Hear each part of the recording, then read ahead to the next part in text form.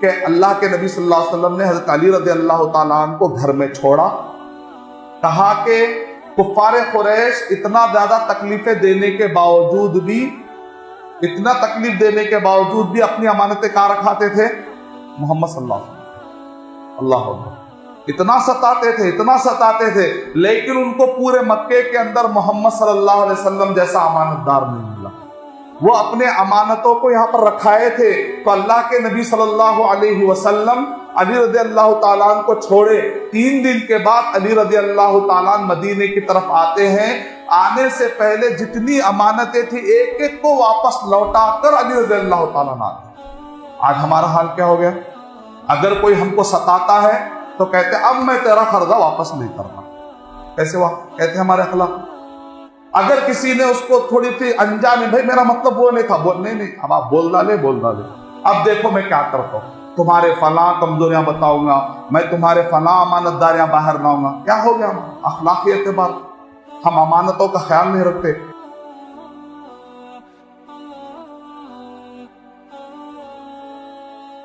میں سب سے پہلے اللہ سبحانہ و تعالیٰ کا شکر بجا لاتا ہوں.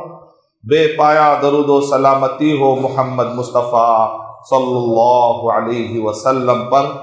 میں دعا کرتا ہوں اللہ سبحانہ و تعالیٰ سے کہ اللہ سبحانہ و تعالیٰ اس مسجد کے ذمہ داران، اس مسجد کے کمیٹی کے سارے ہی متعاونین، مشارکین، منسلکین اور اس مسجد میں نماز پڑھنے والے سارے بزرگ، مرد، خواتین، بچے، نوجوان، اللہ سبحانہ و تعالیٰ اس مسجد کو توحید کا مرکز بنا دے، اتباع سنت پھیلانے کا اللہ تعالیٰ ذریعہ بنا دے، اور اس کے ذریعے سے شرک اور بدعت کو ختم کرنے کے اللہ سبحانہ و تعالیٰ ہمیں توفیق عطا فرمائے. جس ٹاپک پر میں آپ کے سامنے خطبہ جمعہ پیش کرنے جا رہا ہوں، عنوان ہے سیرت النبی صلی اللہ علیہ وسلم، یعنی پارٹ 2 پیش کرنے کی میں آپ کے سامنے سعادت حاصل کر رہا ہوں. سیرت النبی صلی اللہ علیہ وسلم، نبوت سے لے کر ہجرت تک. گزشتہ جمعہ میں مقطع میں جو پیش کرنے کے اللہ تعالیٰ نے مجھے سعادت بخشی تھی، اس کے اندر میں نے پارٹ 1 یعنی اللہ کے نبی صلی اللہ علیہ وسلم کی پیدائش سے لے کر اللہ کے نبی صلی اللہ علیہ وسلم کی نبوت کے اعلان تک کل 40 سال کو میں نے تقریباً 13 پوائنٹس آپ کے سامنے رکھنے کی میں نے کوشش کی تھی. 13 پوائنٹس کے ذریعے سے اللہ کے نبی صلی اللہ علیہ وسلم کے 40 سالہ زندگی کے کچھ نقطے، مختصر سیرت میں نے سامنے رکھنے کی کوشش کی تھی، اور ساتھ میں 33 اللہ کے نبی صلی اللہ علیہ وسلم کی ایسی خصوصیتیں کہ پھر یہ خصوصیتیں دنیا میں کسی کو نہیں ملی. وہ خصوصیت الحمدللہ میں نے بیان کی تھی. آج مجھے سعادت مل رہی ہے کہ میں اتنی بڑی ذات اللہ کے نبی صلی اللہ علیہ وسلم کی سیرت آپ کے سامنے بیان کروں. اس کے لیے میں خوش نصیبی سمجھتا ہوں، اور ہم سب خوش نصیب ہیں کہ ہم اتنی پیاری شخصیت کی مختصر سیرت پڑھنے کی ہم کوشش کر رہے ہیں. تو انشاءاللہ آج کے اس خطبہ جمعہ میں سیرت النبی صلی اللہ علیہ وسلم، نبوت سے لے کر ہجرت تک انشاءاللہ میں آپ کے سامنے 14 پوائنٹ رکھوں گا انشاءاللہ، تاکہ آپ اللہ کے نبی صلی اللہ علیہ وسلم کی زندگی کا مختصر ٹائم میں کس طریقے سے اللہ کے نبی صلی اللہ علیہ وسلم کے زندگی میں واقعات پیش آئے، نبوت سے لے کر ہجرت تک. اس کو کہتے ہیں مکی زندگی.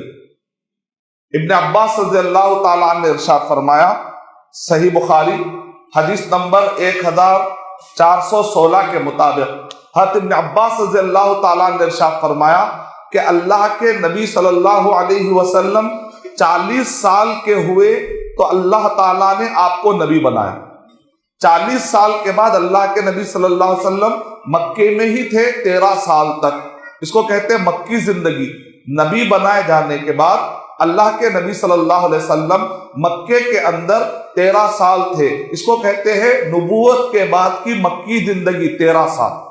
اور ابن عباس رضی اللہ تعالیٰ عنہ کہتے ہیں کہ اللہ کے نبی صلی اللہ علیہ وسلم جب آپ کی عمر 53 ہوئی 53 ایئرس تو آپ نے ہجرت کی اور آخری کے 10 سال اللہ کے نبی صلی اللہ علیہ وسلم نے مدینے میں اپنے زندگی گزاری.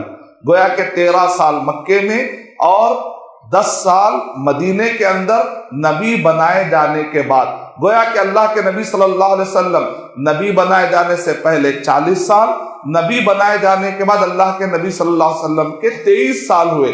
کل ملا کر حضرت انس رضی اللہ تعالیٰ عنہ اور ابن عباس رضی اللہ تعالیٰ عنہ کہتے ہیں کہ اللہ کے نبی صلی اللہ علیہ وسلم اس کائنات میں 63 سال تھے، یعنی 63 ایئرس تھے. یہ آتھینٹک روایتوں سے ہمیں ملتا ہے. اور تو آج میں آپ کے سامنے جو گفتگو کرنے جا رہا ہوں وہ 13 سال نبی بنائے جانے کے بعد سے لے کر مدینہ جانے تک، ہجرت کرنے تک، مکہ چھوڑ کر اللہ کے نبی صلی اللہ علیہ وسلم جب مدینہ گئے تو یہ جو 13 سال میں کیا حالات پیش آئے، 14 پوائنٹس آپ کے سامنے اس زندگی سے مختصر طور پر رکھنا چاہتا ہوں تاکہ ہمارے نوجوانوں کو، تاکہ ہمارے ان ساتھیوں کو جنہوں نے ابھی تک سیرت نہیں پڑھی، مختصر طور پر سیرت پڑھنے کا انہیں انشاءاللہ شوق لگ جائے گا اس نیت کے ساتھ، یا جنہوں نے سیرت پڑھ لی ہے اس میں سے ان کے لیے یاد دہانی ہو جائے گی انشاءاللہ. سب سے پہلا پوائنٹ آپ کو آسانی کے لیے میں بتانا چاہوں گا کہ جو 13 سال ہے نبوت سے لے کر ہجرت تک، یہ 13 سال کو بھی آپ 2 حصوں میں تقسیم کر سکتے ہیں. ایک 5 سال کا حصہ اور دوسرا ہے 8 سال کا حصہ.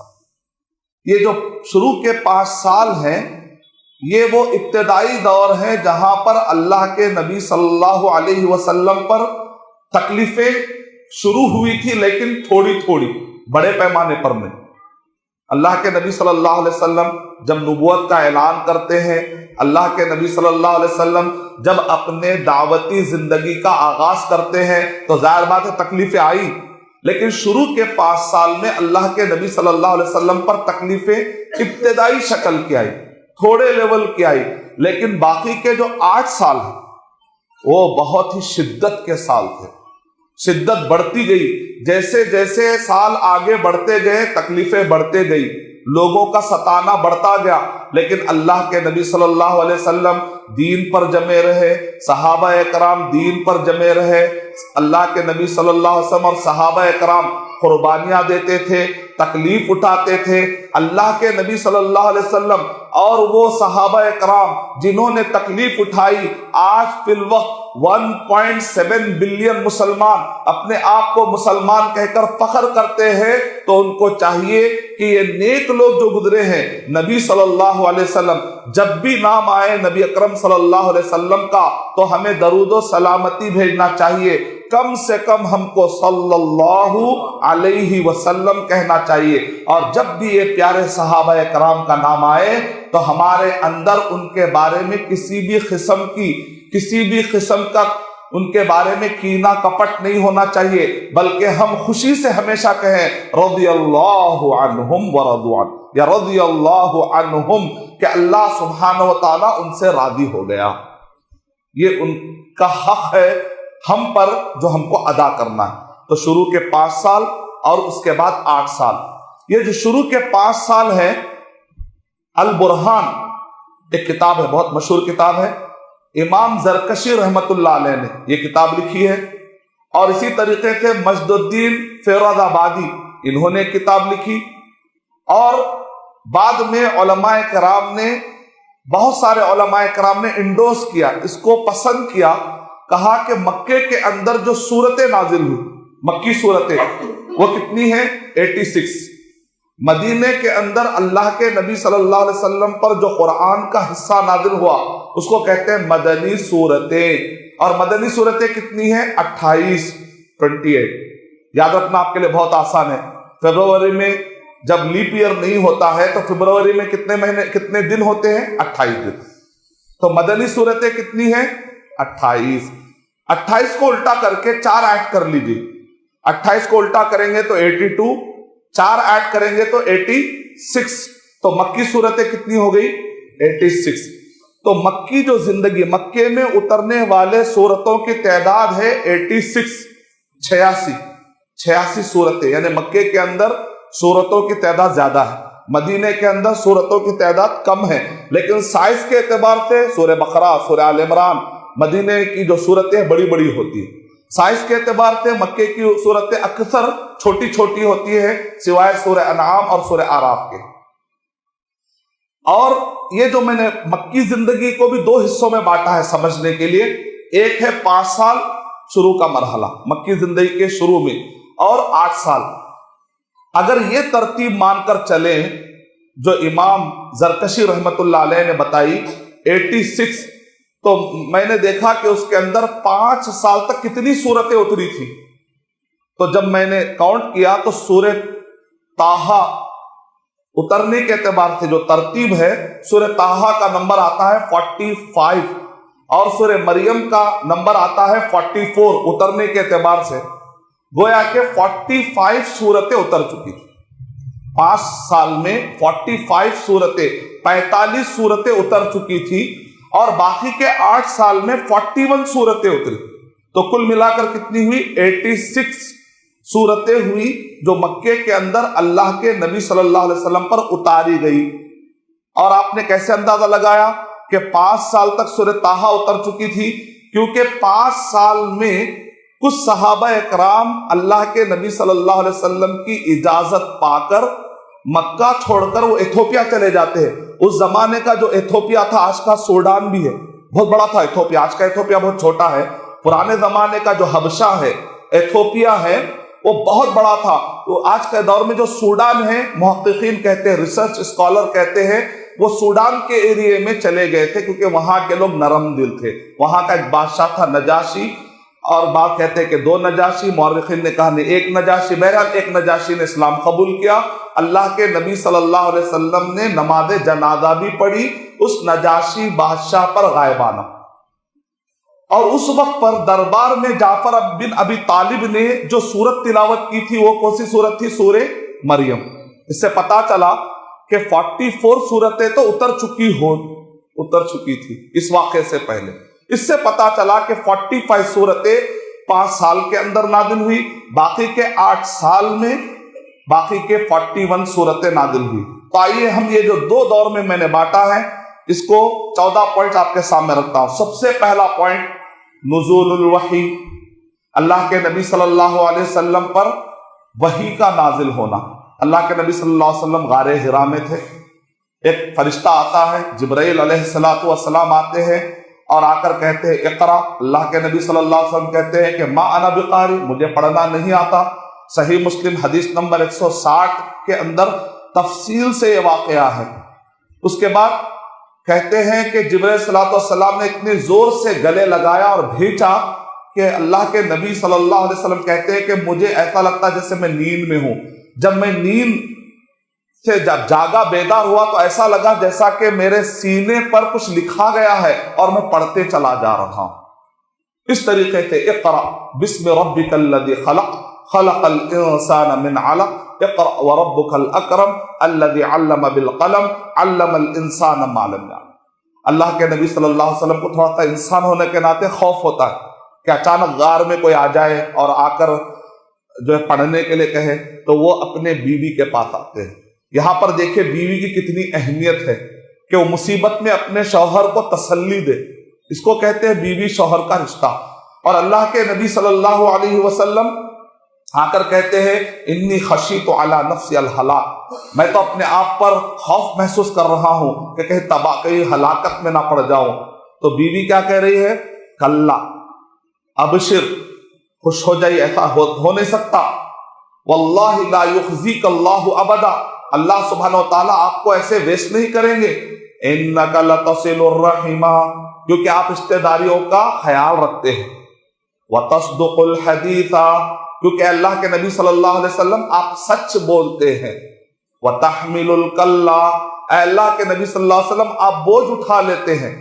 व तुक्सिबुल मअदूमा, नहीं कमाने वाले को कमाने के लायक बनाते हैं। व तक़रिद ज़ैफ़ा, अल्लाह के नबी सल्लल्लाहु अलैहि वसल्लम आप मेहमान नवाजी करते हैं। व तुईनु अला नवाइबिल हक़, और लोगों को उनके मुसीबतों के टाइम पर आप जाकर मदद करते हैं। ہم کو دیکھ لینا ہے کہ ہم کہاں ٹھہرے ہوئے۔ گویا کہ اس جملے کے اندر اللہ کے نبی صلی اللہ علیہ وسلم کے گزشتہ 40 سال کے بارے میں ایک بیوی گواہی دے رہی۔ سب سے بڑی گواہ کون ہوتی ہے؟ بیوی۔ شوہر کے لیے بیوی اور بیوی کے لیے شوہر، یہ دونوں آپس میں ایک دوسرے کو جتنا جانتے ہیں باہر والے شاید ہی زیادہ جانتے ہوں گے۔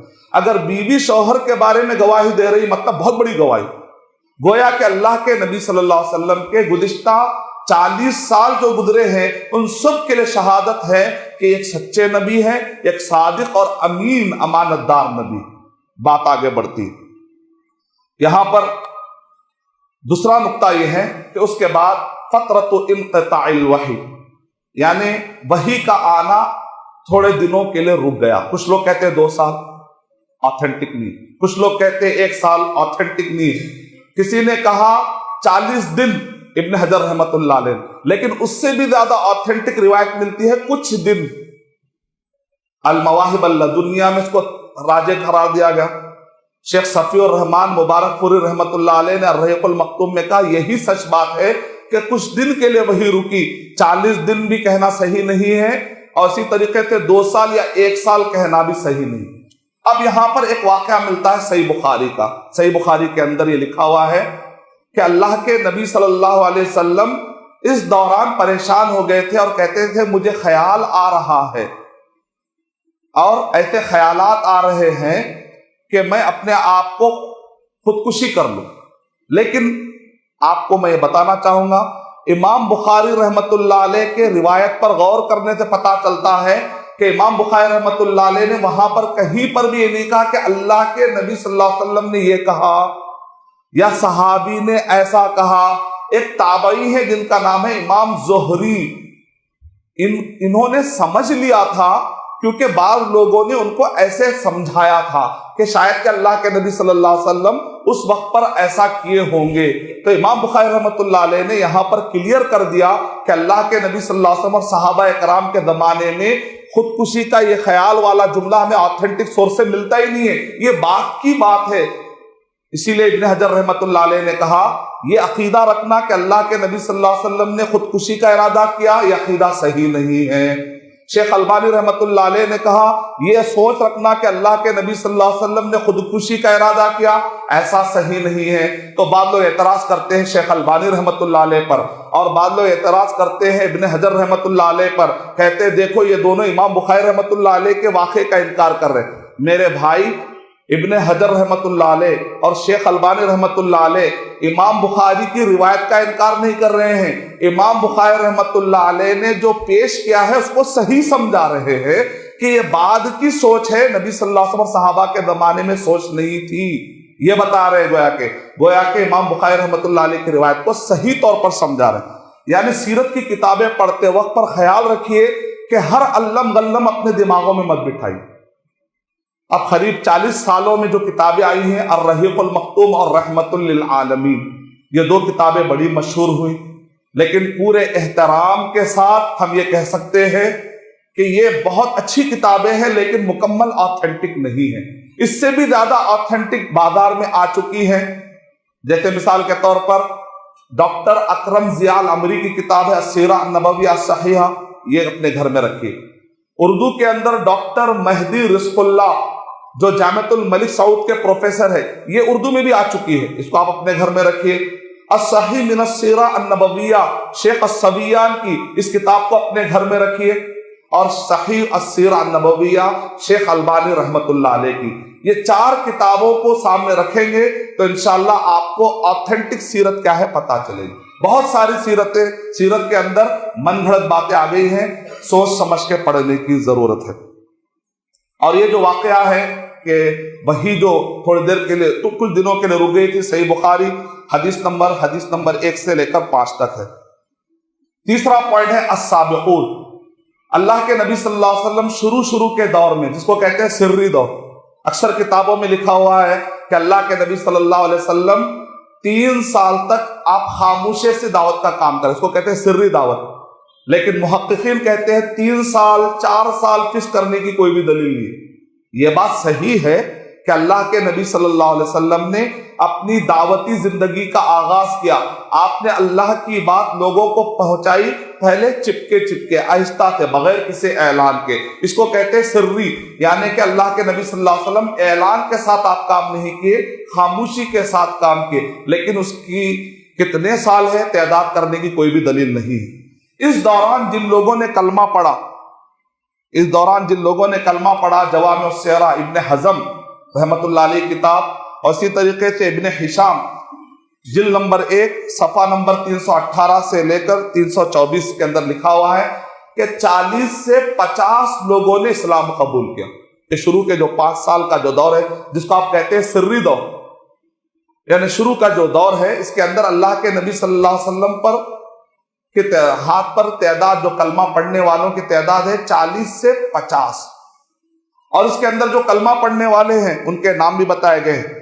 ابو بکر رضی اللہ تعالیٰ، سب سے پہلے مسلم تو محمد صلی اللہ علیہ وسلم، حضرت خدیجہ رضی اللہ تعالیٰ، ابو بکر رضی اللہ تعالیٰ، زید بن حارثہ رضی اللہ تعالیٰ، علی رضی اللہ تعالیٰ، اور بعض کمزور جو مالی طور پر کمزور تھے یا معاشرے میں جن کو بہت دبا دیا گیا تھا، موالی، اس میں سے بھی کلمہ پڑھنے والے حضرت بلال رضی اللہ تعالیٰ، حضرت خباب رضی اللہ تعالیٰ، حضرت یاسر رضی اللہ تعالیٰ، اور ان کے بیٹے عمار رضی اللہ تعالیٰ، اور ان کی یاسر رضی اللہ تعالیٰ کی بیوی سمیہ رضی اللہ تعالیٰ عنہ، لینا رضی اللہ تعالیٰ عنہ، زنیرہ رضی اللہ تعالیٰ عنہ، مقداد رضی اللہ تعالیٰ عنہ، اور صہیب رضی اللہ تعالیٰ عنہ۔ اور ابو بکر رضی اللہ تعالیٰ عنہ ایک بڑی شخصیت تھے، تو ان کے جو دوست تھے، ان کے جو پہچانت والے تھے، وہ بھی بڑی بڑی شخصیتیں تھیں، ان میں کلمہ پڑھنے والے حضرت ابو ذر رضی اللہ تعالیٰ عنہ، حضرت عثمان بن عفان رضی اللہ تعالیٰ عنہ، حضرت عثمان بن مدعون رضی اللہ تعالیٰ عنہ، حضرت زبیر بن العوام رضی اللہ تعالیٰ عنہ، طلحہ بن عبید اللہ رضی اللہ تعالیٰ عنہ، سعد بن ابی وقاص رضی اللہ تعالیٰ عنہ، عبد الرحمن بن عوف رضی اللہ تعالیٰ عنہ، ابو عبیدہ بن الجراح رضی اللہ تعالیٰ عنہ، ابو سلمہ رضی اللہ تعالیٰ عنہ، اور ارقم رضی اللہ تعالیٰ عنہ۔ چند نام ہمیں ملتے ہیں، چند نام بتائے گئے ہیں سیرت کی کتابوں کے اندر، البدایہ والنہایہ جلد نمبر 3 صفحہ نمبر 33۔ اور اللہ کے نبی صلی اللہ علیہ وسلم جیسے جیسے ٹائم آگے بڑھتا گیا، کل ملا کر 67 امیروں میں اور غریبوں میں 15 لوگوں نے اسلام قبول کیا۔ یعنی بہت بڑی غلط فہمی لوگوں کی یہ ہے کہ مکے کے اندر صرف غریبوں نے کلمہ پڑھا تھا، ایسی بات نہیں ہے، غریبوں نے بھی پڑھا اور امیروں نے بھی پڑھا۔ اور کفار قریش نے کہا یہ غریبوں کو آپ بھگا دیں گے تو ہم کلمہ پڑھیں گے، لیکن اللہ تعالیٰ نے، اللہ کے نبی صلی اللہ علیہ وسلم نے کہا کہ اسلام میں یہ غریب اور امیر کی کوئی ایسی امتیاز نہیں ہے، ایسا کوئی امتیاز نہیں۔ اللہ کے پاس کون ہے عزت والا؟ جو تقوی والا۔ تو کفار قریش قریب نہیں آنے کی ایک وجہ بعض غریب بھی انہوں نے بتائے رکھے تھے۔ اللہ حفاظت فرمائے، تکبر سے اللہ سبحانہ و تعالیٰ بچائے۔ چوتھا پوائنٹ، اعلان والا دور۔ اللہ کے نبی صلی اللہ علیہ وسلم کو اللہ سبحانہ و تعالیٰ یہ حکم دیتے ہیں سورہ شعراء کے اندر، وَأَنذِرْ عَشِيرَتَكَ الْأَقْرَبِينَ، اور سورہ حجر کے اندر فَاصْدَعْ بِمَا تُؤْمَرُ۔ اے اللہ کے نبی صلی اللہ علیہ وسلم اپنے قریبی لوگوں کو آپ ڈرائیے، اور اے اللہ کے نبی صلی اللہ علیہ وسلم اب آپ اعلان کیجئے، اب آپ یہ مشرکین کا خیال مت کریے، بس اب آپ اعلان کریے۔ یہاں سے اللہ کے نبی صلی اللہ علیہ وسلم نے سب کو دعوت کا کام، سب پر اسلام پیش کرنے کی آپ نے مہم تیز کر دی۔ صحیح مسلم حدیث نمبر 193 میں لکھا ہوا ہے کہ اللہ کے نبی صلی اللہ علیہ وسلم صفا پر چڑھتے ہیں اور قبیلے کا نام لے لے کر ان کو ادب اور احترام سے بلاتے ہیں۔ علماء اکرام کہتے ہیں کہ جب آپ دعوت کا کام کریں تو جو غیر مسلم حضرات ہوتے ہیں، جب بھی آپ غیر مسلم کے بارے میں گفتگو کرتے ہیں تو ان کے نام عزت کے ساتھ لیں، کیونکہ آپ کی جو بات ہے ان کے کانوں میں کبھی نہ کبھی پڑے گی۔ اگر آپ عزت کے ساتھ پیش آئیں گے تو وہ اس قوم سے محبت کرنے لگیں گے، وہ اسلام سے محبت کرنے لگیں گے، وہ قرآن مجید سے محبت کرنے لگیں گے۔ کبھی بھی غیر مسلموں کا ذکر کریں تو عزت کے ساتھ کریں، ہو سکتا ہے کہ تمہارے یہ پیار بھرے انداز سے ان کو اسلام سے محبت ہو جائے اور وہ جہنم کی آگ سے بچ جائے۔ یہ نبیوں والا کام ہے، دعوتی کام۔ ہماری ذہن، ہماری سوچ ایک قومی انداز کی نہیں ہونی چاہیے، بلکہ ہماری سوچ ایک دعوتی انداز کی ہونی چاہیے۔ اللہ تعالی ہمارے اندر داعیانہ سوچ پیدا کر دے۔ قومی اعتبار سے جینے کا جو سسٹم ہے، اللہ سبحانہ و تعالیٰ اس فخر و غرور کو مٹا کر دعوتی سوچ ہمارے اندر اللہ تعالیٰ پیدا کر دے۔ تو اللہ کے نبی صلی اللہ علیہ وسلم نے جب اعلان کیا اور بڑے پیارے القاب سے بلایا اور اس کے بعد کہا، ایک مثال بھی دی، اس پہاڑ کے پیچھے اگر کوئی لشکر ہے اور حملہ کر رہا ہے، اگر میں کہوں ایسا کہ اس پہاڑ کے پیچھے ایک لشکر ہے جو تم پر حملہ کرنے والا ہے، کیا میری اس بات کو تم مانو گے یا نہیں مانو گے؟ تو سب نے کیا کہا؟ ما جربنا علیک الکذب، اللہ اکبر، اور ایک گواہی۔ انہوں نے کیا کہا؟ اے اللہ کے نبی صلی اللہ علیہ وسلم، ہم آپ کی بات کو مانیں گے کیونکہ آج تک ہم نے آپ کو جھوٹ بولتے ہوئے نہیں دیکھا۔ تو کہا کہ جیسے اگر میں پہاڑ کے پیچھے کوئی لشکر ہے تو تم سمجھنے اور ماننے تیار ہو جاتے نا، تو میں تمہیں آگاہ کرتا ہوں، اس مرنے کے بعد ایک اور ایک زندگی ہے، وہاں ایک دردناک عذاب ہوگا اگر تم اسلام قبول نہیں کرو گے، اگر تم اللہ کے بتلائے طریقے کے مطابق نہیں چلو گے، وہاں ایک دردناک عذاب ہوگا۔ میں اس دردناک عذاب سے تمہیں بچاتا ہوں، تمہیں یاد دلاتا ہوں، تمہیں اس دردناک کی میں خبر دینا چاہتا ہوں۔ تو ابو لہب نے بات سمجھ لی، گویا کہ اللہ کے نبی صلی اللہ علیہ وسلم اعلان کر رہے ہیں کہ آج سے 360 بت نہیں، گویا کہ اسلام کا راستہ ایک اللہ سبحانہ و تعالیٰ کا راستہ۔ تو ابو لہب نے فوراً غصے میں آ کر کہا، تبا لک یا محمد، تباہی ہو اے محمد صلی اللہ علیہ وسلم، نعوذ باللہ، الہذا جمعتنا، کیا اس کام کے لیے تو نے جمع کیا؟ غصے سے چلے گئے، تو غصے سے چلا گیا وہ شخص۔ تو اللہ تعالیٰ نے آیت نازل کی، تبت یدا ابی لہب وتب ما اغنی عنہ مالہ وما کسب سیصلی نارا ذات لہب وامرأتہ حمالۃ الحطب فی جیدہا حبل من مسد۔ پھر اس کے بعد اللہ کے نبی صلی اللہ علیہ وسلم نے جب اعلان کیا تو سختیاں تیز ہو گئی، کفار قریش نے ستانا بہت شروع کیا۔ تو 5واں پوائنٹ یہ ہجرت حبشہ۔ اللہ کے نبی صلی اللہ علیہ وسلم نے بعض صحابہ کرام کو کہا کہ تم ایتھوپیا کی طرف چلے جاؤ، تو کچھ صحابہ کرام اور کچھ خواتین ایتھوپیا کی طرف چلے جاتے ہیں۔ اس کے بعد اچانک ان کو اطلاع ملتی ہے کہ بھئی اب حالات اچھے ہو گئے ہیں تو واپس آنا چاہتے ہیں۔ دراصل یہاں پر ایک قصہ مشہور ہو گیا، وہ یہ ہے کہ نعوذ باللہ محمد صلی اللہ علیہ وسلم نے، تاریخ کی کتابوں میں من گھڑت بات آئی ہے اور بہت سارے مسلمان اپنے اپنے ناولوں کے دوران یہ پڑھا کرتے ہیں، جبکہ ایسا کوئی واقعہ نہیں کہ نعوذ باللہ اللہ کے نبی صلی اللہ علیہ وسلم نے لات اور عزا کی تعریف کی اور تھوڑا سا کمپرومائز کیا، ایسا ہو ہی نہیں سکتا۔ یہ جتنی بھی روایتیں ہیں ابن حجر رحمۃ اللہ علیہ نے کہا من گھڑت ہے، شیخ البانی رحمۃ اللہ علیہ نے کہا آتھینٹک نہیں ہے۔ تاریخ میں ہر سیرت کا لکھنے والا، چاہے قاضی یا قرآن سیرت لکھنے والے بھی کیوں نہ، انہوں نے بھی کہہ دیا ایسا کوئی واقعہ نہیں ہے۔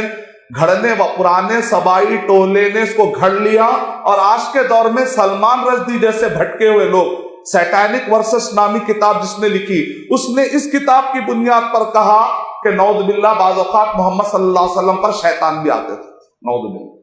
اسی لیے علماء کرام نے کہا یہ شخص جو ہے گمراہ ہو گیا ہے، اس سے بچ کر رہو۔ سیٹینک ورسس، اس کی پوری بنیاد کیا ہے؟ یہی واقعات ہے، اور اورینٹلسٹ یہی واقعات کو پھیلاتے ہیں۔ ہم کو چاہیے کہ ہم صحیح سیرت پڑھنے کی کوشش کریں، اللہ کے نبی صلی اللہ علیہ وسلم کی دعوتی زندگی سمجھنے کی کوشش کریں۔ پھر اس کے بعد دوبارہ پھر تکلیفیں بڑھ گئی تو اللہ کے نبی صلی اللہ علیہ وسلم نے دوسرے قافلے کو حبشہ کی طرف روانہ کر دیا۔ اس دوران کفار قریش خاموش نہیں بیٹھے، انہوں نے ایک قافلے کو بھیجا، اور یہ لوگ نجاشی کے دربار میں جاتے ہیں اور جا کر کہتے ہیں یہ بھگوڑے غلام ہیں، یہ بھاگ کر آ گئے ہیں، یہ ہمارا حق چھین کر آ گئے ہیں، فلاں فلاں فلاں۔ نجاشی انصاف والا بادشاہ تھا۔ ہمارے پاس ہوتا ہے نا بعض اوقات ہم کسی کے بارے میں سنتے ہیں تو فوراً فیصلہ کر لیتے ہیں، کچے کام کے نہیں ہونا چاہیے، ہمیشہ چیک کرنا چاہیے۔ نجاشی انصاف والا بادشاہ تھا، اس نے چیک کیا، اس نے کہا کہ ان کے تمہارے بارے میں کہہ رہے ہیں کہ تم بھگوڑے ہو، تو انہوں نے کہا کہ نہیں ہم نے کچھ ان کا نہ مال چھینا ہے نہ ہم بھاگ کر آئے ہیں، ہم تو اپنے دین کو بچانے کے لیے آئے۔ نجاشی نے جب سمجھ لیا کہ یہ سب بس ایک سازش ہے، کہا کہ نہیں میں ان کی حفاظت کروں گا، میں ان کو واپس نہیں دوں گا۔ اس وقت پر جعفر بن ابی طالب رضی اللہ تعالیٰ جن کے بارے میں کہتے ہیں کہ اللہ کے نبی صلی اللہ علیہ وسلم کی طرح اخلاق اور خلق اور خلق دیکھنے میں اور اخلاق میں اللہ کے نبی صلی اللہ علیہ وسلم کی طرح لگتے تھے، اتنے خوبصورت تھے جعفر بن ابی طالب رضی اللہ تعالیٰ۔ اور ایسی انہوں نے تقریر کی بادشاہ کے سامنے اور انہوں نے سورہ مریم پڑھ کر سنائی تو بادشاہ بڑا متاثر ہوا. مریم یعنی وہ جو نجاشی بادشاہ تھا وہ عیسائیوں سے متاثر تھا. کہا کہ مریم علیہ الصلوۃ والسلام کے بارے میں اتنا عزت بھرا تعارف تو بائبل کے اندر بھی نہیں آج کی. بڑا متاثر ہوا. اس واقعے سے پتا چلتا ہے کہ قرآن مجید کی آیتیں ہم کو پیش کرنا چاہیے دعوت کے میدان میں. اپنے لاجک زیادہ دینے کی کوشش نہ کریں. جب آپ دعوتی کام کرتے ہیں تو قرآن مجید کی آیتیں غیر مسلموں کے سامنے پڑھ کر سنائیں, کیونکہ قرآن مجید کے اندر ایک طاقت ہے کہ پتھر کو بھی ریزہ ریزہ کر دیتا ہے. تو دل تو بہت ہی نرم ہوتے ہیں, انشاءاللہ اس پر جلدی اثر ہوگا.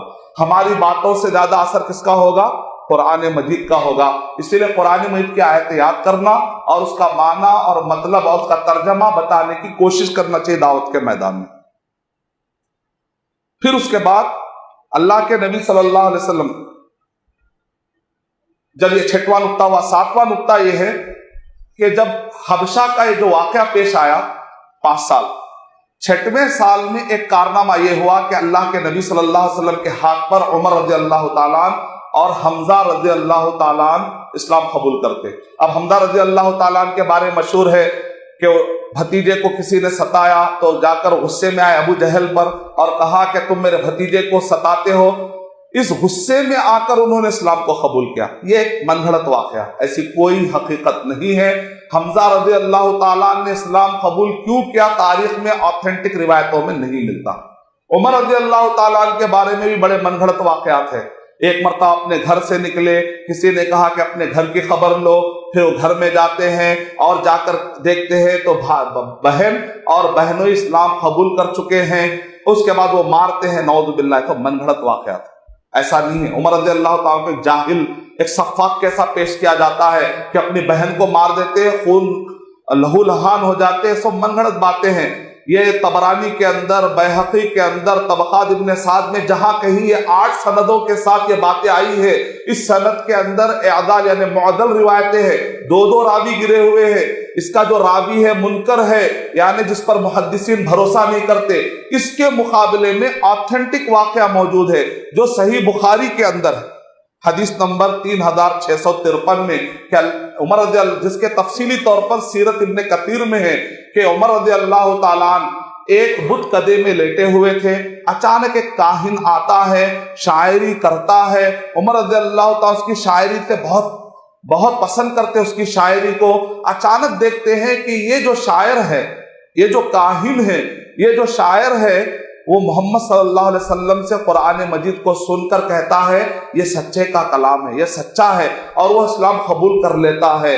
عمر رضی اللہ تعالیٰ کے دل میں خیال آتا ہے یہ کاہن جس کی عربی کو میں اتنا پسند کر رہا تھا اسی نے کلمہ پڑھ لیا. یہ وہ پہلا ٹائم ہے جہاں پر عمر رضی اللہ تعالیٰ کے دل میں کھٹک آئی. قرآن مجید میں کیا لکھا ہوا ہے؟ وَيَهْدِي إِلَيْهِ مَن يُنِيبُ.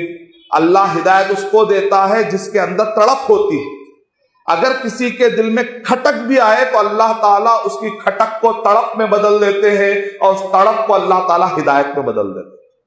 ہم کو بھی چاہیے کہ ہم ایسا قرآن مجید پڑھیں, ایسا قرآن مجید کی دعوت کا کام کرے کہ غیر مسلموں کے دلوں کے اندر بھی اسلام قبول کرنے کا شوق پیدا ہو جائے, تاکہ ان کو بھی ہدایت مل جائے, تاکہ وہ بھی جہنم کی آگ سے بچ جائے. اور 8واں نقطہ یہ ہے کہ مقاطع, جو تکلیف ہے جب بڑی تو اس میں سے سب سے زیادہ تکلیف انہوں نے جس شکل میں دی وہ ہے سوشل بائیکاٹ. مقاطع مانے سوشل بائیکاٹ. 3 سال تک, 7واں سال, 8واں سال اور 9 سال کے آخری تک اللہ کے نبی صلی اللہ علیہ وسلم کا سوشل بائیکاٹ کیا گیا. اس دوران کھانے کو کھانا نہیں ملتا تھا تو پتے چبا کر کھائے گئے. آج ہم اللہ دین اسلام کے لیے محنت کرنے کے لیے تیار نہیں, دین اسلام کا علم حاصل کرنے کے لیے تیار نہیں, اس علم پر عمل کرنے کے لیے جو تکلیف ہوتی ہے اس کو برداشت کرنے تیار نہیں ہے. اس علم اور اس عمل کو اور پھر اس کے بعد دعوت کے کام کو کرنے کے لیے تیار نہیں. ہم کمفرٹ والا اسلام پسند کرتے. جب تک اسلام کے نام پر اچھائی ملتی ہے تو ٹھیک ہے, لیکن اگر اسلام کی بنیاد پر کوئی تکلیف آتی ہے تو ہم پریشان ہو جاتے ہیں. لیکن اللہ کے نبی صلی اللہ علیہ وسلم اور صحابہ اکرام دیکھیے آپ, 3 سال تک ان کا بائیکاٹ کیا گیا۔ ابو طالب جنہوں نے کلمہ نہیں پڑھا، شیب ابی طالب میں انہوں نے پناہ لی اور پوری قوم بائیکاٹ کرتی تھی، عزت نہیں دیتی تھی، مذاق اڑاتی تھی، لیکن وہ اللہ کے بندے، انہوں نے اسلام کو نہیں چھوڑا۔ اس سے ہمیں سبق ملتا ہے، کبھی بھی تکلیفیں آئیں تو شیب ابی طالب کی تکلیفوں کو یاد رکھنا، آسانی ہو جائے گی زندگی میں انشاءاللہ، مایوسی سے بچ جاؤ گے انشاءاللہ۔ نبی صلی اللہ علیہ وسلم اور صحابہ کو جو تکلیفیں آئی، ان تکلیفوں کو یاد کر لو، انشاءاللہ ہماری تکلیفیں معمولی نظر آئیں گی، کیونکہ انبیاء کرام کو دنیا میں سب سے زیادہ تکلیف آتی ہے، ہم کو نہیں۔ سننا آپ انبیاء کرام کو سب سے زیادہ تکلیفیں آتی ہیں، جب ان کی تکلیفیں یاد کرو گے تو اپنی تکلیفیں معمولی لگیں گی، نتیجے میں مایوسی سے بچ جائیں گے انشاءاللہ، زندگی خوش و خرم گزر جائے گی انشاءاللہ، ایمان پر بھی اور آخرت بھی انشاءاللہ اچھی گزرے گی، اگر ایمان کی حالت میں ہمارا انتقال ہو جائے۔ اس کے بعد 9واں پوائنٹ ہے کہ جب 10 سال ہوئے نبوت کے، یعنی 9 سال تک مخاطا کا، 10ویں سال اللہ کے نبی صلی اللہ علیہ وسلم کو 2 تکلیفیں اور آئی، ابو طالب کا انتقال ہو گیا، اور آتھینٹک بات یہ ہے کہ انہوں نے اسلام قبول نہیں کیا تھا۔ بعض من گھڑت روایتوں میں ملتا ہے کہ ابو طالب نے اسلام قبول کر لیا تھا، من گھڑت روایت ہے، بھروسہ مت کیجیے۔ آتھینٹک بات یہ ہے، جیسا کہ ہمیں ملتا ہے صحیح مسلم حدیث نمبر 24 میں، کہ جب ابو طالب کے پاس اللہ کے نبی صلی اللہ علیہ وسلم نے کہا کلمہ پڑھ لو، کلمہ پڑھ لو، لیکن ابو طالب نے سوچا کہ پتہ نہیں میری قوم کیا بولے گی، بعض لوگوں کو ان کا تکبر، عار، پتہ نہیں لوگ کیا بولیں گے، لوگ کیا بولیں گے، اسلام قبول نہیں۔ تو اللہ کے نبی صلی اللہ علیہ وسلم بڑے غمگین تھے کہ چاچا اسلام قبول نہیں کیے، تو اس وقت پر جو آیتیں نازل ہوئی، اِنَّكَ لَا تَهْدِي مَنْ أَحْبَبْتَ وَلَكِنَّ اللَّهَ يَهْدِي مَن يَشَاءُ، اے اللہ کے نبی صلی اللہ علیہ وسلم، آپ جس کو چاہے ہدایت نہیں دے سکتے، اللہ ہی ہے جو ہدایت دے گا۔ تو اس کے اندر پھر بھی اللہ تعالیٰ نے رحم کھا دیکھا، چونکہ انہوں نے ساتھ دیا، ان کو ہلکا عذاب ہوگا، ان کو ہلکا عذاب ہوگا۔ اور 11ویں سال میں، اس سال جو 10ویں سال ہے، اللہ کے نبی صلی اللہ علیہ وسلم کو 2 غم ملے، ایک ابو طالب کا انتقال اور دوسرا حضرت خدیجہ رضی اللہ تعالی عنہا کا انتقال، یعنی ایک مالی سپورٹ، ایک مورل سپورٹ، ایک گھر کا سپورٹ، ایک خاندان کا سپورٹ، اچانک ایک آدمی کو 2 تکلیفیں مل جاتی، ایک انسان کو۔ مورخین نے اس کو عام الحزن کہا، غم کا سال، اللہ کے نبی صلی اللہ علیہ وسلم نے نہیں کہا۔ بعض لوگ کہتے ہیں اللہ کے نبی صلی اللہ علیہ وسلم نے اس کو عام الحزن کہا، نہیں، اللہ کے نبی صلی اللہ علیہ وسلم دنیا کے غم کو اتنا بڑا چڑھا کر پیش نہیں کرتے، اللہ کے نبی صلی اللہ علیہ وسلم کی عادت نہیں ہے کہ دنیا کے غم کو بڑا چڑھا کر پیش کرے، آخرت کی فکر اللہ کے نبی صلی اللہ علیہ وسلم کو غالب تھی، مورخین نے اس کو عام الحزن کہا۔ پھر اس کے بعد 11ویں سال اللہ کے نبی صلی اللہ علیہ وسلم نے مکے کی طرف رخ کیا۔ مورخین لکھتے ہیں بعض کہ جب دیکھا مکے کے اندر سپورٹ نہیں مل رہا تو سپورٹ لینے کے لیے گئے، نعوذ باللہ، اللہ کے نبی صلی اللہ علیہ وسلم کی ایسی سوچ نہیں تھی۔ اللہ کے نبی صلی اللہ علیہ وسلم دعوتی مشن مکے میں کر رہے تھے، آپ نے کہا کہ چلو طائف کے لوگوں کو بھی اسلام بتائیں، اور اللہ کے نبی صلی اللہ علیہ وسلم جاتے ہیں، لیکن وہاں پر اللہ کے نبی صلی اللہ علیہ وسلم پر اٹیک ہوتا ہے، اللہ کے نبی صلی اللہ علیہ وسلم کو ستایا جاتا ہے، اتنے پتھر مارے گئے، اتنے پتھر مارے گئے کہ اللہ کے نبی صلی اللہ علیہ وسلم کے جسم میں اتھر سے خون نکل رہا تھا۔ احد کے میدان میں اللہ کے نبی صلی اللہ علیہ وسلم کے جسم سے بھی خون نکلا۔ اس وقت پر پوچھنے والے نے پوچھا کہ اللہ کے نبی صلی اللہ علیہ وسلم اتنا خون نکل رہا آپ کے جسم پر، کیا اس سے پہلے کبھی آپ نے ایسی تکلیف سہی؟ تو اللہ کے نبی صلی اللہ علیہ وسلم نے کہا، احد کے میدان سے زیادہ خون بہنے والا، احد کے میدان سے بھی زیادہ تکلیف اگر مجھے پہنچی تو طائف کے میدان میں۔ تو آپ اندازہ لگائیے کہ کتنا تکلیف والا انداز۔ اس سے اندازہ لگتا ہے کہ وہ جو روایتیں ہیں کہ یہاں تک کہ اللہ کے نبی صلی اللہ علیہ وسلم کے پیر میں اتنا خون جمع ہو گیا تھا کہ جوتا نکالنا مشکل تھا، یہ پاسبلٹی ہے، سمجھ میں آ رہی ہے اس واقعات کو پڑھنے کے بعد، ان واقعات کو پڑھنے کے بعد، یہاں تک کہ اللہ کے نبی صلی اللہ علیہ وسلم وہاں سے واپس نکل گئے، کسی نے بھی کلمہ نہیں پڑھا، لیکن اللہ کے نبی صلی اللہ علیہ وسلم کو واپسی میں 3 بڑی بڑی خوشخبریاں ملتی ہیں۔ پہلی خوشخبری، فرشتہ آ کر کہتا ہے، صحیح بخاری حدیث نمبر 3231، اے اللہ کے نبی صلی اللہ علیہ وسلم، اگر آپ اجازت دیں گے یہ 2 اخشبین پہاڑوں کے درمیان اس قوم کو ہم بانٹ دیں گے۔ تو اللہ کے نبی صلی اللہ علیہ وسلم نے کہا نہیں۔ دیکھیں آپ کتنا رحم کھانے والے، عسى اللہ ان یخرج من اصلابہم قوما یعبدون اللہ وحدہ، نہیں مجھے اب بھی امید ہے کہ اللہ تعالیٰ ان کے نسلوں میں سے ایسوں کو لائے گا جو ایک اللہ کے عبادت کریں گے اور کسی کے ساتھ شریک نہیں کریں گے۔ تو اللہ کے نبی صلی اللہ علیہ وسلم کے بارے میں آج کل موویز بنائے جا رہے ہیں کہ اللہ کے نبی صلی اللہ علیہ وسلم دہشت گرد تھے، لوگوں کا خون بہاتے تھے۔ یہ واقعہ بتانا ہماری ذمہ داری ہے۔ اخباروں میں سلاٹ خرید دیجیے، ٹی وی چینلز پر آدھے گھنٹے کے سلاٹ بکتے ہیں، مال جمع کر کے وہ سلاٹ خرید دیجیے۔ اور فیس بک پر گوگل ایڈز کے ذریعے سے جتنے سوشل میڈیا اور جتنے آج کے میڈیا کے جدید ٹیکنالوجی دور میں جتنے بھی میڈیا کے شعبے ہیں، جو حلال ہے جس کو بھی علماء کرام اجازت دے، ان سب کے وہ بلاگ خرید کر وہاں پر محمد صلی اللہ علیہ وسلم کی سیرت کے یہ واقعات بیان کرنا ہماری ذمہ داری، تاکہ غیر مسلم محمد صلی اللہ علیہ وسلم کے بارے میں یہ لیکچر اور یہ بیکار موویز دیکھ کر محمد صلی اللہ علیہ وسلم کے بارے میں غلط رائے قائم نہ کر لے۔ یہ ہماری ذمہ داری۔ اور دوسری خوشخبری ملتی ہے واپسی میں کہ جنہوں نے اسلام قبول کر لیا، یعنی انسانوں نے پتھر مارے لیکن جنہوں نے اسلام قبول کر لیا، جن، جس کا ذکر سورہ احقاف میں ہے، جس کا ذکر سورہ جن میں بھی ہے۔ البتہ یہ جو واقعہ ہے کہ عداس نینوا کا رہنے والا ایک شخص جو کلمہ پڑھتا ہے، شیخ البانی رحمۃ اللہ علیہ نے کہا یہ آتھینٹک نہیں ہے، وہ سارے تفصیلات اس کے اندر بہت سارے غلط باتیں بھی روایتوں میں، وہ سب کی کوئی آتھینٹسٹی نہیں۔ اور اس کے بعد اللہ کے نبی صلی اللہ علیہ وسلم کو تیسری خوشخبری ملتی ہے، جب مکہ واپس آتے ہیں کفار قریش نے کہا اب تو ابو طالب بھی نہیں رہے، اب تو خدیجہ رضی اللہ تعالیٰ عنہا بھی نہیں، اچھا موقع ہے کہ نعوذ باللہ محمد صلی اللہ علیہ وسلم کو نقصان پہنچایا جائے۔ تو ایسے وقت پر اللہ کے نبی صلی اللہ علیہ وسلم بھاگ گئے۔ مکہ جانے سے پہلے اللہ کے نبی صلی اللہ علیہ وسلم نے مطعم بن عدی، جنہوں نے ابھی کلمہ نہیں پڑھا تھا، ان سے کہا کہ مجھے تم پناہ میں لے لو۔ تو مطعم بن عدی نے کہا کہ پناہ، اس دور میں پناہ دینے کا مطلب اکلا کہ کوئی قبیلے والا ان کے خلاف حملہ نہیں کر سکتا۔ علماء کرام کہتے ہیں کہ مسلمانوں کو چاہیے کہ سوسائٹی میں جب آپ جیتے ہیں، حکمت کا تقاضا یہ ہے کہ آپ کے تعلقات اچھے ہونا چاہیے ان لوگوں سے بھی جنہوں نے اسلام قبول نہیں کیا۔ جو بھی اسلام قبول نہیں کیا وہ آپ کا دشمن ہونا کوئی ضروری نہیں ہے۔ کئی معصوم ہوتے ہیں، کئی انوسنٹ ہوتے ہیں، کئی ایجوکیٹڈ ہوتے ہیں، کئی سمجھدار ہوتے ہیں، ان کو معلوم نہیں ہوتا ہے کہ آپ کیا فالو کرو۔ آپ کی ذمہ داری ہے کہ ان سے تعلقات رکھیں۔ یہ اللہ کے نبی صلی اللہ علیہ وسلم کے زندگی کی حکمت ہے۔ ان حکمتوں کو اپنا کر لائف گزاریے، تب آگے بڑھیں گے، ورنہ مسلمان پیچھے ہو جائیں گے۔ اللہ حفاظت فرمائے۔ اس کے بعد 11واں پوائنٹ ہے الاسراء والمعراج۔ ایک اور خوشخبری ملی، طائف میں اللہ کے نبی صلی اللہ علیہ وسلم کو اتنا غم ملا تو اللہ سبحانہ و تعالیٰ نے اللہ کے نبی صلی اللہ علیہ وسلم کو اسراء اور معراج عطا کی۔ یعنی مطلب کیا نکلا؟ اگر زمین پر عزت دینے والے نہیں ملیں گے تو اللہ سبحانہ و تعالیٰ آسمان کے دروازے کھول دیتے۔ عیسیٰ علیہ السلام کو تکلیف ہوئی تو اللہ تعالیٰ نے زندہ عیسیٰ علیہ السلام کو آسمان میں اٹھا لیا۔ جب فرعون نے عزت نہیں کی تو سمندر میں راستے بن گئے۔ تو کبھی بھی اسلام کے راستے کو نہیں چھوڑنا چاہیے۔ اللہ تعالیٰ نے عزت دیتے ہوئے اللہ کے نبی صلی اللہ علیہ وسلم کو آسمان کی طرف بلایا۔ اسراء کہتے ہیں زمین کا سفر۔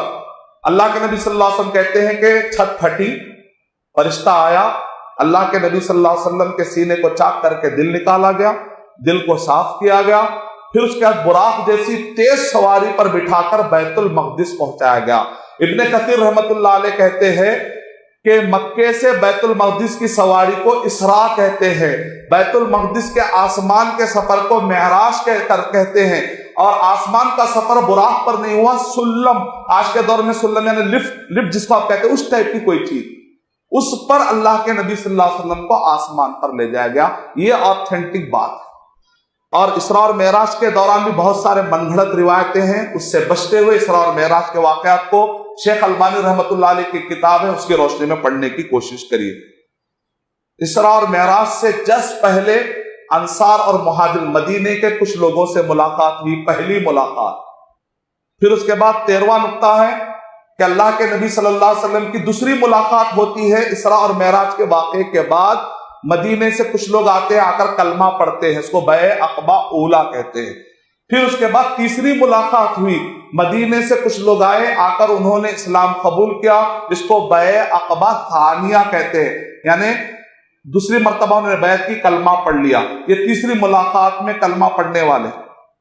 14 نقطہ ہے کہ جب کفار قریش کو پتہ چل گیا کہ اللہ کے نبی صلی اللہ علیہ وسلم کی تائید مکے میں نہیں ہوئی زیادہ، طائف میں تو بالکل تائید نہیں ملی، لیکن مدینے کے اندر کچھ لوگ اسلام قبول کر رہے ہیں، تو ان کو اندازہ لگ گیا کہ شاید کہ اب اللہ کے نبی صلی اللہ علیہ وسلم مکہ چھوڑ کر شاید مدینہ جانے والے، تو انہوں نے ایک مجلس بلائی، انہوں نے ایک مشورہ کمیٹی بلائی، کہا کہ کسی طریقے سے محمد صلی اللہ علیہ وسلم کو مکے سے جانے نہیں دیا جائے اور ان کو کچھ نہ کچھ کر کے نقصان میں ڈالا جائے، لیکن کیا کیا جائے؟ ایسے وقت پر ابلیس آ کر مشورہ دیتا ہے، آپ نے سنا ہوگا آتھینٹک، آپ نے سنا ہوگا کچھ روایتوں میں، لیکن ایسا کوئی واقعہ نہیں، آتھینٹک نہیں ہے۔ ہاں یہ بات صحیح ہے کہ مشورہ بیٹھا، مشورہ کمیٹی کے اندر الگ الگ مشورے آئے، قرآن مجید میں اس کا ذکر ہے، آخری میں یہ ہوا کہ اللہ کے نبی صلی اللہ علیہ وسلم کو انہوں نے مارنے کا پلان بنایا، لیکن یہ جو واقعہ ہے کہ اللہ کے نبی صلی اللہ علیہ وسلم ان کے پاس سے گزرے، وہ دیکھ نہیں پا رہے تھے، سورہ یاسین پڑھ رہے تھے، اور اللہ کے نبی صلی اللہ علیہ وسلم سب کے سروں پر مٹی بھی ڈالے، پھر بھی وہ لوگ نہیں دیکھ رہے تھے، یہ کوئی آتھینٹک نہیں، یہ سب باتیں نہیں۔ ہاں یہ بات صحیح ہے کہ اللہ کے نبی صلی اللہ علیہ وسلم نے حضرت علی رضی اللہ تعالیٰ عنہ کو گھر میں چھوڑا، کہا کہ کفار قریش اتنا زیادہ تکلیفیں دینے کے باوجود بھی، اتنا تکلیف دینے کے باوجود بھی اپنی امانتیں کہاں رکھاتے تھے؟ محمد صلی اللہ علیہ وسلم کے پاس۔ اللہ اکبر، اتنا ستاتے تھے، لیکن ان کو پورے مکے کے اندر محمد صلی اللہ علیہ وسلم جیسا امانت دار نہیں ملا۔ وہ اپنے امانتوں کو یہاں پر رکھائے تھے، تو اللہ کے نبی صلی اللہ علیہ وسلم علی رضی اللہ تعالیٰ عنہ کو چھوڑے 3 دن کے بعد علی رضی اللہ تعالیٰ عنہ مدینے کی طرف آتے ہیں، آنے سے پہلے جتنی امانتیں تھیں ایک ایک کو واپس لوٹا کر علی رضی اللہ تعالیٰ عنہ آتے۔ آج ہمارا حال کیا ہو گیا؟ اگر کوئی ہم کو ستاتا ہے تو کہتے اب میں تیرا قرضہ واپس نہیں کرتا، ایسے کہتے ہمارے اخلاق۔ اگر کسی نے اس کو تھوڑی سی انجانے، بھائی میرا مطلب وہ نہیں تھا، نہیں، اب آپ بول ڈالے، اب دیکھو میں کیا کرتا ہوں، تمہارے فلاں کمزوریاں بتاؤں گا، میں تمہارے فلاں امانت داریاں باہر لاؤں گا۔ کیا ہو گیا؟ اخلاقی اعتبار، ہم امانتوں کا خیال نہیں رکھتے۔ مجلس امانت ہوتی ہے، وہ امانت کی باتیں باہر پھیلا دیتے، لیکن اللہ کے نبی صلی اللہ علیہ وسلم اپنے دشمنوں کے ساتھ بھی کیسا بہیو کر رہے ہیں، ایک ایک امانت لوٹانے کے لیے علی رضی اللہ تعالیٰ عنہ کو چھوڑ رہے ہیں، حالانکہ سب کو معلوم ہے وہ ٹائم پر چھوڑنا موت کو دعوت دینے کے برابر تھا، لیکن امانت کا خیال کتنا زیادہ تھا کہ اندازہ لگائیے۔ اور اللہ کے نبی صلی اللہ علیہ وسلم جب ہجرت کر کے نکلتے ہیں تو اس دوران لوگ کہتے ہیں اسماء رضی اللہ تعالیٰ عنہ 3 دن کے فاصلے پر آ کر کھانا دے کر جاتے تھے، آتھینٹک نہیں، ایسی بات نہیں ہے۔ ہاں البتہ اسماء رضی اللہ تعالیٰ عنہ نکلنے سے پہلے انہوں نے توشہ باندھا تھا، یہ واقعہ آتھینٹک، اللہ زیادات النطاقین۔ اور سفر کے دوران کبوتر نے ایک اپنا ایک گھونسلہ بنایا، گھونسلے میں انڈے رکھے۔ غار ثور میں اللہ کے نبی صلی اللہ علیہ وسلم جب چھپے ہوئے تھے تو اس وقت پر کفار قریش دیکھ نہیں پا رہے تھے، کیونکہ وہاں پر ایک مکڑی نے جال بنایا تھا۔ یہ سب من گھڑت باتیں، اپنے آپ کو یہ سب خرافات والے قصے سے نکالیے۔ شیخ ابن عثیمین رحمۃ اللہ علیہ کہتے ہیں نہ کبوتر تھا نہ گھونسلہ تھا، سیدھا قصہ پڑھو، انہوں نے کہا۔ اور پھر اسی طریقے سے درمیان میں بہت سارے من گھڑت واقعات لوگ پھیلاتے ہیں، ان سب واقعات سے بچتے ہوئے ہجرت کے واقعات کو پڑھنے کی کوشش کرنا۔ جیسا ایک مشہور واقعہ ہے کہ ابو بکر رضی اللہ تعالیٰ عنہ کے پیر پر اللہ کے نبی صلی اللہ علیہ وسلم سر مبارک رکھ کر لیٹے ہوئے تھے غار ثور میں، اور اس وقت پر بچھو یا کوئی زہریلی چیز سوراخ سے نکلنے کی کوشش کر رہی تھی، تو ابو بکر رضی اللہ تعالیٰ عنہ نے اپنے انگوٹھے سے اس سوراخ کو دبا دیا اور بچھو نے یا اس زہریلے جانور نے ڈنک مارا۔ یہ سب من گھڑت واقعات، ایسی بات نہیں۔ یہ نہ بھی بتائے نا، تب بھی اللہ کے نبی صلی اللہ علیہ وسلم اور صحابہ اکرام کے فضائل صحیح احادیث میں اتنے زیادہ ہے، من گھڑت احادیث کی ہمیں ضرورت نہیں ہے۔ تو اس لحاظ سے اللہ کے نبی صلی اللہ علیہ وسلم کی نبوت سے لے کر ہجرت تک میں نے مختصر طور پر آپ کے سامنے چند واقعات رکھنے کی کوشش کی۔ ویسے تفصیلی طور پر کیا کیا تکلیف ہے وہ بتانے کا بھی میرا ارادہ تھا، لیکن پھر انشاءاللہ اگلے پارٹ میں کسی اور جگہ پر کسی اور خطبہ جمعہ میں بیان کروں گا انشاءاللہ۔ کل ملا کر 10 اللہ کے نبی صلی اللہ علیہ وسلم کی زندگی سے متعلق 10 خطبہ جمعہ دینے کا میرا ارادہ ہے، یہ دوسرا خطبہ تھا۔ تو میں چاہتا ہوں کہ اس خطبے کے ذریعے سے لوگوں کو اللہ کے نبی صلی اللہ علیہ وسلم کی سیرت سے متعلق معلومات مل جائے، یہ میرا مقصد ہے انشاءاللہ۔ تاکہ امت کے نوجوان سب سے بیسٹ پرسنالٹی کو پڑھ کر پرسنالٹی ڈیولپمنٹ کریں، جھوٹوں کی سیرتیں اور جھوٹوں کے اچیومنٹ پڑھ کر پرسنالٹی ڈیولپمنٹ نہ کریں، اور ایمان ڈیولپمنٹ بھی کریں اور آخرت کے فکر کو بھی ڈیولپ کریں۔ میں اللہ تعالیٰ سے دعا کرتا ہوں کہ اللہ سبحانہ و تعالیٰ مجھے اور آپ سب کو محمد صلی اللہ علیہ وسلم کی سیرت کو پڑھنے، آپ کے تعلیمات کو پڑھنے، قرآن صحیح حدیث کو نبی صلی اللہ علیہ وسلم صحابہ کے طریقے کے مطابق سمجھنے کے اللہ توفیق عطا فرمائے، اس پر عمل کرنے کی، اس پر کما حق و تطبیق کرنے کے اللہ توفیق عطا فرمائے۔ آمین وآخر دعوانا الحمدللہ۔